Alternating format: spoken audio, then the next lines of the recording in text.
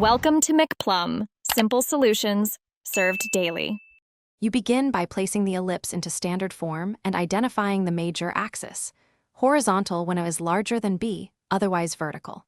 Once done, label the semi-major A and semi-minor B. Compute C from C squared equals a squared minus B squared, so you know the focal distance. Then find eccentricity E by dividing C by A. Make sure to use the semi-major A in the denominator. This choice fixes the geometry for the Directrix calculation that follows. Now compute the Directrix by dividing the semi-major A by the eccentricity E to get its absolute distance from the center.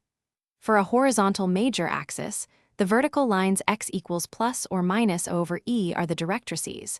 For a vertical major axis, the lines are y equals plus or minus over E. Once you place them, confirm the signs correspond to the center at origin. If the ellipse is translated, add the center coordinates to shift the Directrix lines accordingly. Finish by writing the Directrix equations with any center translation applied. Replace x by x minus h or y by y minus k if the center is hk.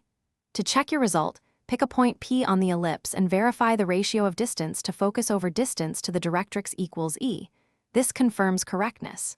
If the ratio fails, make sure your A and B came from the actual semi-axes, recompute C and E, and confirm you used the semi-major A and the A over E formula. Thanks for watching. Stay juicy and subscribe.